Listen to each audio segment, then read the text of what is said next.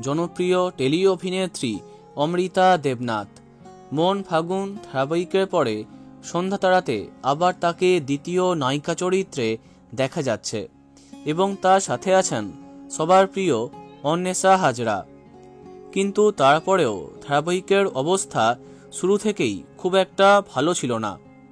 আগের বছর জুন মাসে আরম্ভ হয়েছিল সন্ধ্যা তারা, কিন্তু আরম্ভ হবার পর থেকে একবারও স্লট পায়নি। অপরদিকে ধারাবাহিকে একের পর এক নিত্য নতুন চমকের আগমন হয়েছে। কখনো তারার মা হবার ট্র্যাক, কখনো সন্ধ্যার স্মৃতিশক্তি হারিয়ে ফেলবার ট্র্যাক। কিন্তু দুঃখের বিষয়, কোনো ট্র্যাকেই খুব ভালো টিআরপি আসেনি, যার প্রভাব টিআরপি তালিকায় দেখা যাচ্ছে। যদিও ধারাবাহিকের গল্প দর্শকের পছন্দ হয়েছে, সবাই পছন্দ করেছে সন্ধ্যা এবং তারাকে, কিন্তু গল্প যতই ভালো হোক, কোনো ধারাবাহিকে টিকে থাকার একমাত্র কারণ কিন্তু টিআরপি।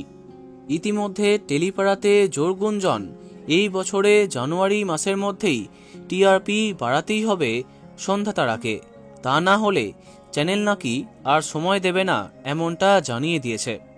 কিন্তু তার মানে কি একেবারেই শেষ হবে, নাকি রাতে চলে যাবে তা জানা যায়নি, তবে শেষ হবার সম্ভাবনাই বেশি। দেখা যাক কি হয়। তো বন্ধুরা, কার কার প্রিয় এই ধারাবাহিকটি কমেন্টে জানাতে পারো। ভিডিওটি লাইক এবং শেয়ার করো। এই রকমই অনেক ভিডিও পেতে সাবস্ক্রাইব করো কারেন্ট পজ। ধন্যবাদ।